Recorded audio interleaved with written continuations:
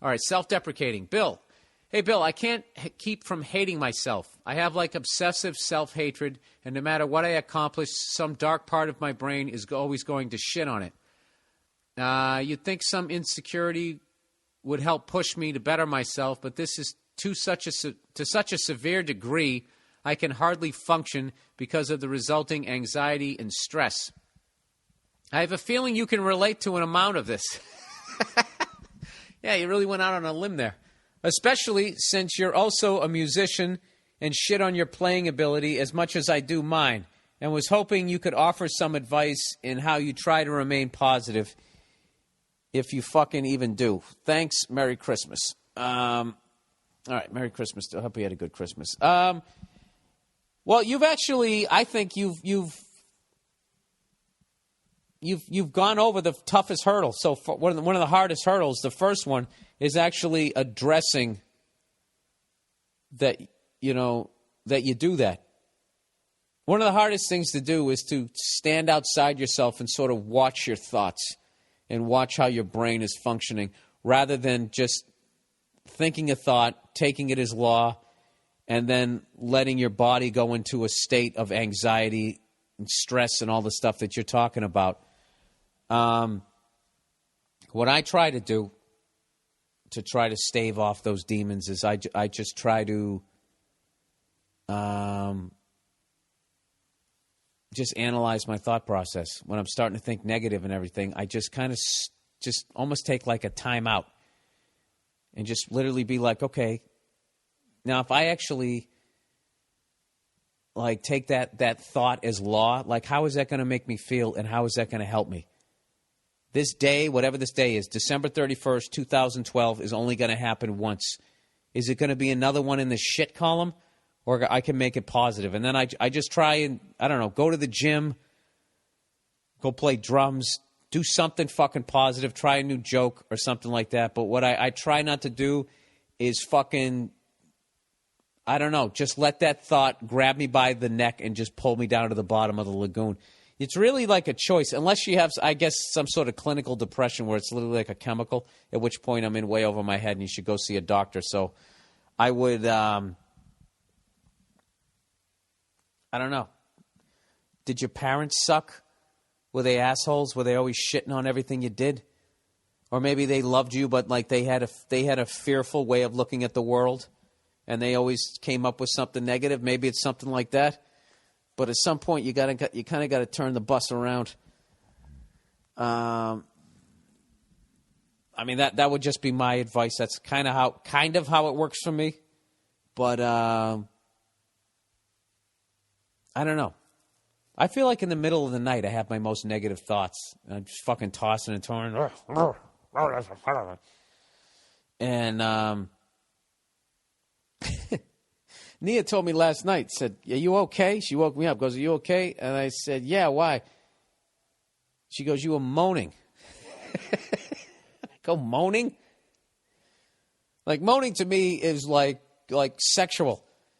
And she's like, no, not like that, like you were in pain.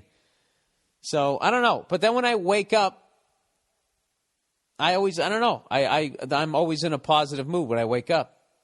Because I wake up next to my girl, I see her, and then I see my dog. My dog wants to go out, and so I start off on a real positive thing. But there's something at night. My demons come out at night. I don't know what it is. I have, like, fucked up dreams. I always have dreams where I'm beating the shit out of the person, but I can't fucking get them to, like, just stay down. They just keep getting up. Or I'm throwing punches really fucking slow, and they have a knife, and they're going to try and kill me, but they can't quite kill me, and I can't quite knock them out.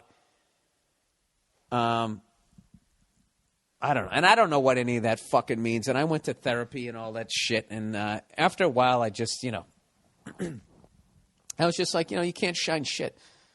Well, I'm just wasting my money here. Jesus, that was brutal thought. All right, Bill, I hope that helps you a little bit. I would read books about positive thought. I'd go to therapy. I would literally attack your depression like you had it, like somebody who has a weight problem starts going on a treadmill and starts eating right. I would literally, rather than just sitting there feeling the hopelessness of it, go on the attack and I really hope you turn it around, dude, because life doesn't give a fuck. It sucks. Like, it doesn't care if you have a bad life. It's all on you.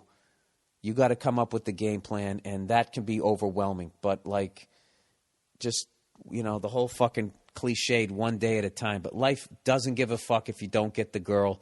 It doesn't give a fuck if you become homeless. It's not, you know, that whole guardian angel horse shit that this little Tinkerbell on your shoulder trying to guide you. It's bullshit. It's on you. And I know that can be overwhelming, but it's a powerful way of looking at your life. Like, you have the control to make it good or bad, you know? And I'll be selling my books on tape. Dental Assistant. Billiam, I recently watched a talk show appearance you posted on your Twitter. You mentioned, I did the Willie Hunter show. And I think that's what I posted when that fucking twat that I'd like to choke to death with a garden hose sent me that tweet.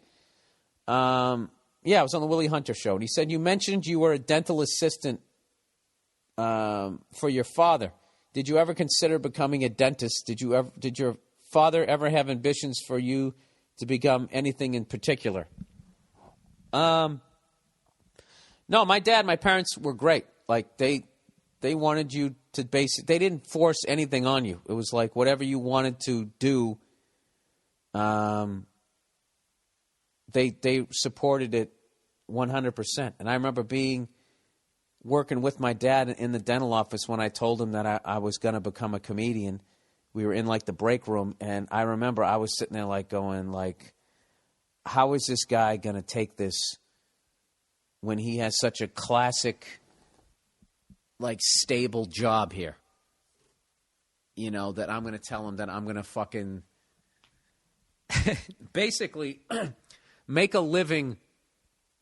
to make a living doing exactly what he's been yelling at me for the last fucking 20 years of my life, which was fucking off and acting like an idiot and screwing around. All the shit that, you know, when he would give me, Christ, hit the books! You're the town clown! When he would be giving me shit, which I totally deserved, because if you ever saw the grades I got in school, I mean, they are horrific. Fucking horrific. The high water mark for me was like a C- or a C. Like, it was brutal. I had to go to summer school every fucking year of high school, except my sophomore year, because my math teacher hooked me up. And my senior year, I should have gone. I just didn't give a fuck. It was like, what's the point? You know what I mean? That's like you got the ball with 10 seconds left, and what are you going to do? You just fucking, you're down by 30. Yeah, just throw up a half-court shot. Did it go in? Who gives a fuck? It doesn't matter, you know? So, no, I mean, for half a second, you know what I did like? I liked the pouring up models when I was in the dental office. That was my favorite thing. I was in the back. I was isolated. I wasn't around anybody. And it tapped into that little kid thing of playing in mud. And he used to pour up the models, and they had this vibrating thing, and you had to tap on it to make sure you got all the bubbles out. And I prided myself on not being able, of having it without having no bubbles. So if you got bubbles, if there was bubbles on the bottom, basically, when they stick that pink shit in your mouth, they got to take an impression of your teeth. Then somebody's got to take that out of your mouth, go into the back room, and then you got to mix this powder with water up in those little green rubber bowls. Jesus, this is all coming back to me. And then you poured it into the fucking impression you took, and then there was this thing that sounded exactly like your cell phone vibrating on a table. And you just tapped it on that to get all the air bubbles out of it. And if you didn't do it enough, after when the thing's set and you took it out, if the bubbles were at the bottom, that's where the teeth were, the most crucial thing, the exact fucking thing they're trying to get a gauge on so they can, whatever the hell they were trying to do, make a bridge or something. The whole thing would be fucked. And then you couldn't go and just re-pour the model into that same mold because somehow, like, it had shrunk up a little bit and it wouldn't be accurate. And my dad used to flip out. He would take them off and he'd be like, Christ, there's air bubbles in this.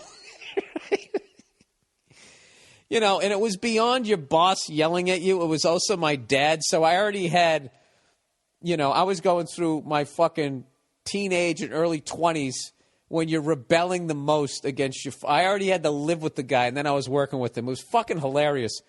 And he used to give me shit, like, you know, like I was his kid. But we really had... We actually talked about how we had to tone that shit down because it didn't come off as professional in front of patients or whatever. But that was a part. I thought if I ever got into dentistry that I would work in the lab. I like that part of it, like, and not just pouring up the models, like the actual. I don't know. There was a precision to it that I liked. I didn't like the front line shit, going in the mouth with all that crap and looking at people's fucking horrific teeth, just horrible fucking teeth. All my jokes were about that shit when I first started. I told you guys that story, right? I used to work totally clean when I first started stand-up. And not because I wanted to be this comedy purist. I just was afraid of offending somebody in the crowd, getting heckled, not having a comeback, losing my place in my act, and then bombing horrifically and just having my career end. Total fear, catastrophizing, like, way of looking at it. And, yeah, oh, Jesus Christ. That really just fucking brought me back. I was standing on stage at Stitches. Fucking somebody heckled me. I was at the Vault in Boston. Somebody heckled me, and I completely lost my fucking train of thought. And I had nothing. And I didn't. And it took me like basically 3 seconds to remember what the fuck I was talking about. And it was the longest 3 seconds of my life. And I didn't know enough to just say to the crowd, like, what the fuck was I talking about? Because they'll tell you. They'll remember. They're not nervous. They're listening. They're not having like this outer body experience. But anyways, I remember people would come into the dental office and their teeth would just be just what an absolute fucking mess.